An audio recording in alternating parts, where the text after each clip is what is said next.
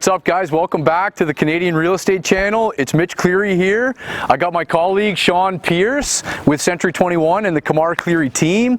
Shaun's been working with us as a buyer specialist for the better part of half a year now, doing a bang-up job, and we're going through Shaun's own secondary suite conversion today. So, Shaun, we're going to talk high level about the area we're in, a little bit about the parking situation, a little bit about this monster property you've got here, and then go through the numbers at the end once you go on a bit of a tour. So real quick, you want to tell us a couple things about this before we tour around the property?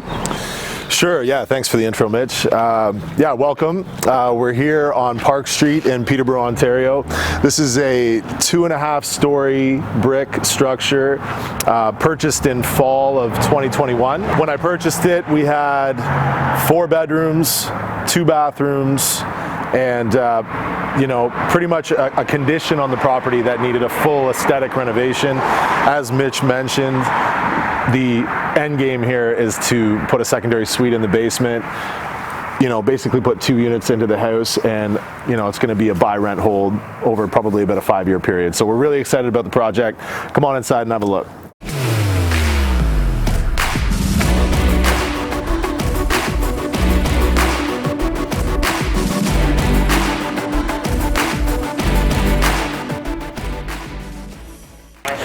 Okay, guys, so let's start analyzing this sort of top level down. First things first, a lot of these 2 stories in the central locations in Peterborough can get passed over for secondary suite potential. I typically don't think of it myself because a 2-story structure is normally more of a square footprint, and the basement normally doesn't have either A, the size, or B, with this age of home, normally doesn't have the height to do that proper basement suite. So this one's a bit unique, and it sat for a while before Shaun picked it up. Another 2 things that are worth mentioning is that very strategically, you picked up an awesome location where this is a busy street, so a lot of people look over Park Street very quickly, but it's right on the edge of a $1 million neighborhood in Weller and Hunter Street West there. And then the last thing, in terms of your radar, nothing's going to kill a secondary suite quicker than the floodplain other than parking. Your initial filter when you're analyzing a deal on this is it in the floodplain? How's the parking situation? Shaun's in zone 2 here, which means he's somewhat closer to the core. Most of these are falling in zone 3 that we're analyzing. He's actually got a bit of an easier parking requirement than most have, but with that being said, this has a wicked parking situation because it fronts on 2 streets. So that's a mouthful for me. Shaun, other than that, high level, what attracted this to you when so many other people left this deal for dead? Yeah, so firstly, I live in extremely close proximity to this neighborhood. So my family, I just reside not too far from here, a few blocks away. I love the neighborhood. Like Mitch said, Weller Street West, Hunter Street West, some of the most beautiful and I would say, you know, well-built, rock-solid century homes in the entire city of Peterborough. So I drove past it a couple days in a row, and as a realtor myself by trade, you know, I'm scraping and watching the market every day. I noticed that the property was sitting, and I was attracted to it again, just basically because of the structure itself, just super impressive from the road. And you know, I decided to go for a walkthrough and then just, you know, basically approach the deal one step at a time, and now I own it. So it's all working out. It's all working out. Yeah. Before we'll get into the rest of the numbers at the end. What was this thing listed at, and what'd you lock it up for? As I recall, this was about 6 months ago. List price $689. I locked it up for $655. Yeah, which is a very tough deal to recreate. Like that is a killer deal on the square footage here. I negotiate by trade. Yeah, and that was so marketed again on market, and it just sat. It got looked over. So it doesn't always have to be off market because this thing was a killer deal. So yeah, let's head inside now, I guess, and start touring. Sounds good. Awesome.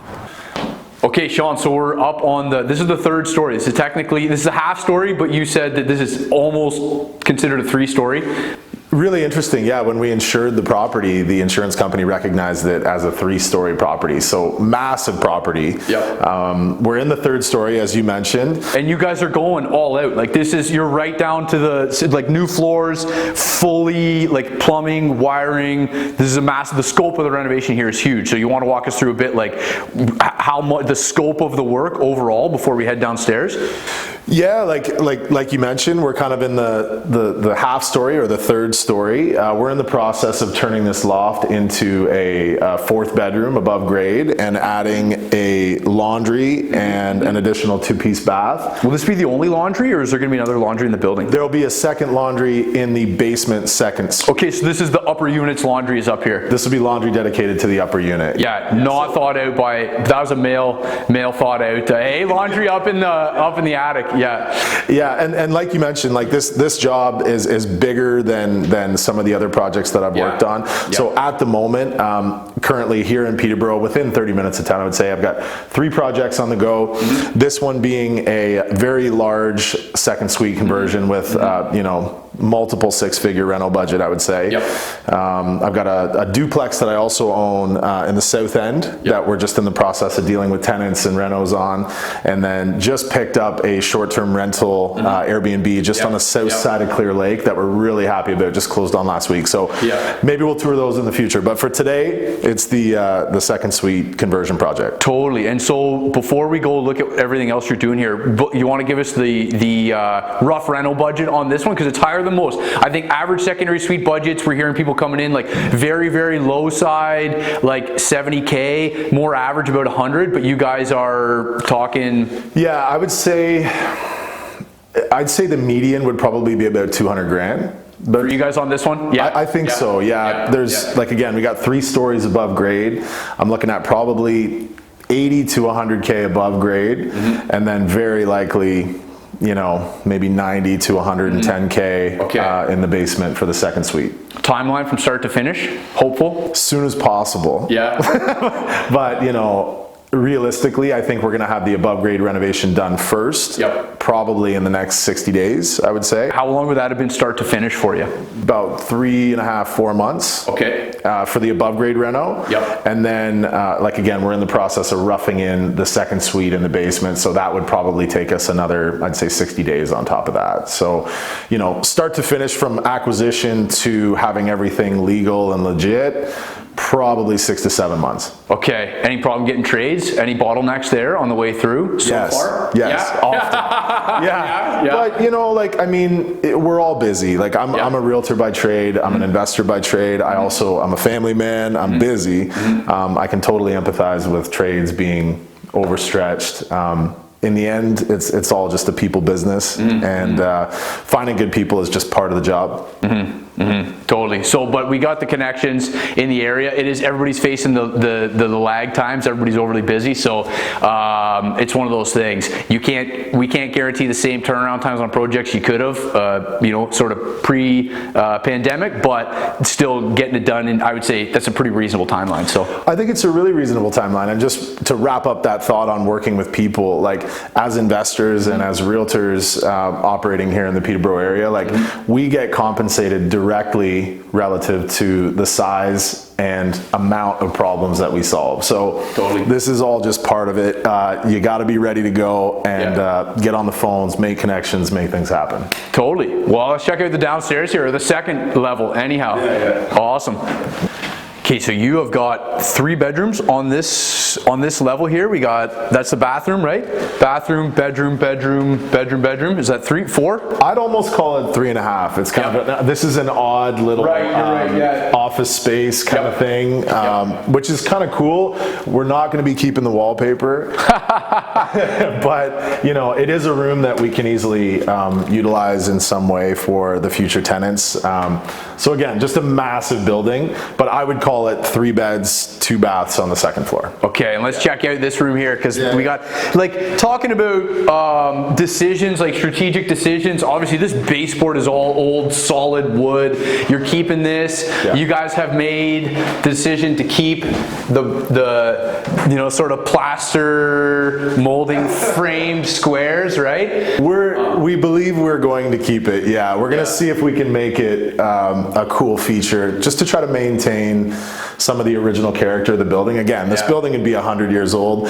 They don't really build things. I don't see a lot of new build, new construction, new style that has this kind of aesthetic. So if we can salvage it, we will. But if we ever hit a point where we can't, we'll Totally. Let it go. And I think when I'm looking around here, a lot of, like, I've seen Shaun, I've seen you posting the odd thing on Instagram, in there with a pry bar, sledgehammer.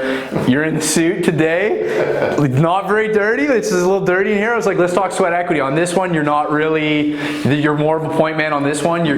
Let's talk about that. Yeah, so the structure of the deal here is, you know, I'm operating as an owner, so I've invested some capital in the deal, and you know, I am technically on title for the house, so you know, my name's on it.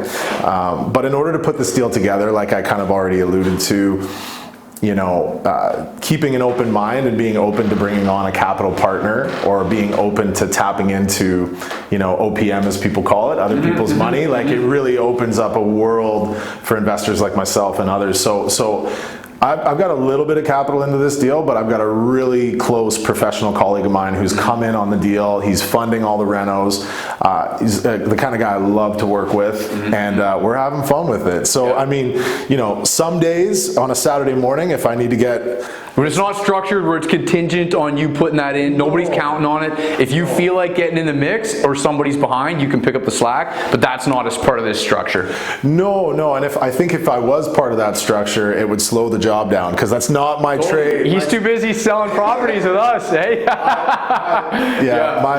My tools are phone and laptop, you know, but I can lift. I mean, I've done some demolition, but my core job on this is to be the point man, to keep the job rolling in a timely manner, keep the budget on pace, and keep everything moving. Probably the best use of most investors' time out there. So absolutely, I would agree. Awesome. Well, let's go check out the main floor. Awesome. Okay, so we're in. This is going to be the kitchen.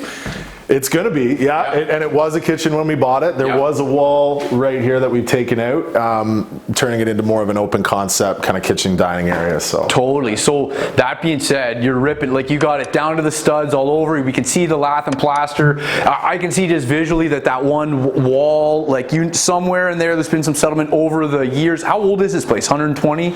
It's over 100. I lose count once I hit 100. Yeah. It's so over 100. So there's a little bit of sag there. I see the old knob and tube. The question comes to mind, did you come into any unforeseen so far that were real shockers in terms of, like, expectations versus what when you peeled back the cover on this thing?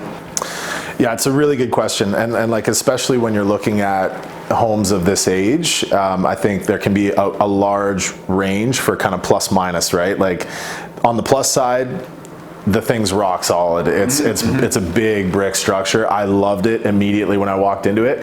On the negative side, you immediately think knob and tube. You think galvanized steel plumbing. You think, you know, settlement, like you said. You know, the structure is settling. I'm really pleased with this project because we got everything opened up now, and a lot of the things that I was scared about, they didn't exist. They weren't here. What was your biggest fear? Like, knob and tube is tough, because to go 3 stories high, that's a big fishing job for an electrician. So what was your biggest fear? What were you worried the most about? Well, we knew there was knob and tube, and we knew there was going to be, like, the primary issues were going to be electrical and plumbing. So we anticipated them, and we padded our reno budget to facilitate those massive. So those specific costs, because those are great numbers, like for a 2-story, what, like, your electrical, what did you ballpark on your electrical, and what do you think you're going to be? Because that's a good one. Yeah, I ballparked 25 grand. Yep, fair enough. Came in at about 20. But I still haven't paid the bill yet, so there might be a couple HST, copper's going up. Okay, and plumbing? It was galvanized top to bottom? It's about the same, so I put in about 25 grand to anticipating that we were going to have to redo everything. We actually found that everything above grade had already been done. So like, we're actually, I budgeted 25K. We're probably going to come in around 15, 20, awesome. I would say. Yeah. Okay. Yeah. Beautiful. Yeah. So again, like, just to wrap that point up, we go a lot on gut in this business, but I mean, we have to be responsible with our projections and with our deal analysis, right? As investors. So, the minute I walked in this place, I loved it. I wanted it. I ran the analysis. The dollars made sense, and they continue to make more and more sense. So again, and I would say, to jump in there, those ballpark contingency numbers sound pretty like we have good baselines. When you only need to get so many quotes for a 2-story knob and tube replacement, that you can really quick and dirty, like, because you can't get a quote on every single job, and especially when the market's moving so fast. And it's a lot of times we're working off those numbers, done enough of these that you might not be within 5K, but real close, always rounding up. And those numbers you're telling me, 20-25K for a 3-story, that's it. We got those rough ballparks we're going to use over and over to have that quick filter up front to be able to jump on something, erring a bit on the high side, so that you don't get that analysis paralysis, right? Like, I need 3 quotes from 3 electricians before I like put in an offer, you know? I mean, you know what I mean? 100%. No, 100%. And I feel obligated to kind of mention a colleague of mine in the investment community, and actually one of my coaches, but I work with Michael Watch, and I'm involved with Corey McKinnon's coaching community. And one of the pieces of advice that I've really stuck to, that I've gained from those guys who do volume at levels that I can't even get my head around. I still feel like a rookie compared to those guys. They're doing great things, so thank you guys. But you know, you don't need 100% of the information to commit and make a decision. You need about 70%. You need to know that you can feel good, you can proceed confidently, and that you can deal with challenges as they come up. But don't get into deal paralysis, like Mitch said. Like, don't be so busy analyzing deals that you're not doing deals. Like, get boots on the ground, make your offers, acquire something, and then figure it out as you go. Totally. Awesome. We'll check out the basement. 100%. Awesome. Shaun, what the heck is going on down here, man? This is like torn up right from the. Did you guys jack up the whole slab, or is this all for plumbing, or what's going on here? You got this thing torn up. This is what the process looks like. I mean, you know, when you're adding a second suite into most homes, you know, you're going to have to run plumbing, you know, below the existing floor. So typically that involves jackhammering things up. Now, I'm no good. I didn't run the jackhammer. All the credit to my plumber, but I mean, we're running all new plumbing in this second suite. We're gonna have 1 kitchen, 1 bath, obviously, and then some new laundry. 2 bedrooms below grade, and then we lucked out with this property having a separate entrance existing above grade. So everything just worked out perfectly. But again, it's a process. Like, this is what it looks like. So give us the lay of the land, because you got posts. You've got quite a few posts there. How is the room layout going to work out for you here? Was there much you had to do creatively, or did the layout come together fairly easily for you on this one? Yeah, like, I mean, we hired on a BCIN designer to help us with the square footage and get things down to the layout, because that's not necessarily my area of expertise. So yeah, and that's shout out to that's actually a relative of mine. Yeah, absolutely. So your own design in Omami is fantastic with doing secondary suites. They've really taken that on wholeheartedly, and so that was your designer, I believe. 100%. Yeah, I don't mind shouting him out at all. He's been fantastic. And again, like, one encouragement, I guess, to investors out there is don't try to be an expert on everything. Like, find people who are excellent, you know, top tier in their field, and delegate, hire them on. I'm not a designer, I'm not a plumber, but I've met a lot of really good people in the process of doing this deal. So yeah, so designer on board right from the get-go, help with the creative a bit, because you needed those permit docs anyhow. Don't try and do too much of the heavy lifting yourself mentally on that. And then I guess strategically speaking, you got good ceiling height down here. You didn't have to lower this floor at all. This worked out pretty good. It did. Any other real specific things about setting up this basement unit that you would give as tips to anybody trying to look for a similar deal? Yeah, so we kind of spoke to this a little earlier in the video, where Mitch talked about parking being a major factor. So we figured out that we were all clear there. In the basement, at least in the city of Peterborough, where Mitch and I specialize and our team specializes, you're going to be looking for a ceiling height minimum of 6'11", as I understand it. It's a little bit less. There's sections of the ceiling that can be less. There's a percentage breakdown.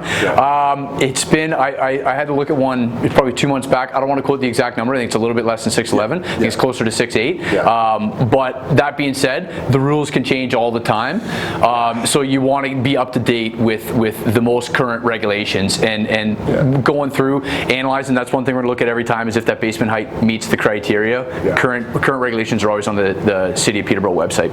Yes, yes. So that was the main thing for me. I mean, I'm 6 foot right on, so typically when I go into a basement, I'm reaching my hand up and I'm doing the very precise guesswork of am I okay or not. And on this one, I felt really comfortable moving forward. And then, you know, again, through the permitting process and working with my designer, we confirmed that everything was all good. So awesome. Well, I guess let's wrap with a little bit the talk about like your numbers on this and the structure, because like you said, you brought a partner in because it's a very capital intensive project.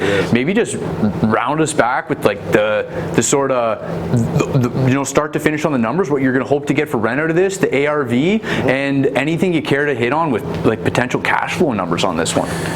Yeah, so just napkin numbers, like very, very quickly, like I mentioned earlier in the video, we acquired the property for $655. We're putting the total renovation projected budget somewhere between probably $180 and $220, I would say.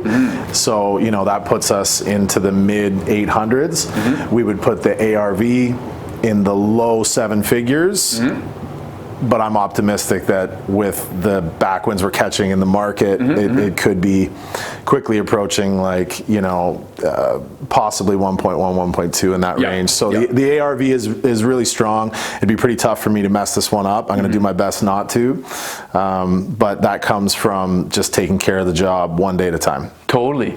Well, Shaun, thanks very much for having us in here. It's awesome to get Shaun on the channel here, get everybody introduced to Shaun, because if you come and look to do business with the KamarCleary team, odds are you're going to get either myself, Shaun, some of our other colleagues. So great to get everybody introduced to him. He loves working with investors. He's fantastic at it, and this won't be the last time you guys see Shaun on the Canadian Real Estate Channel. So thanks again for watching, guys, and if you want to stay in tune with a bit of this project, Shaun, you got your own social media?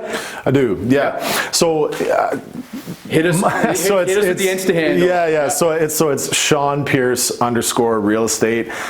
My mother complicated things back in the day by putting a U in my Shaun, so SHAUN Pearce PEARCE _real estate. You can find me there on Instagram and Facebook.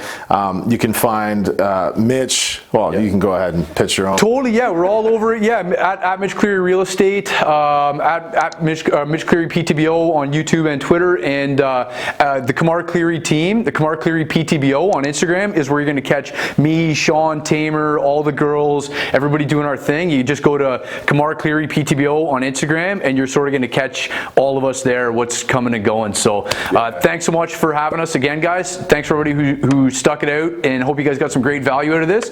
We look forward to seeing you again on the next video.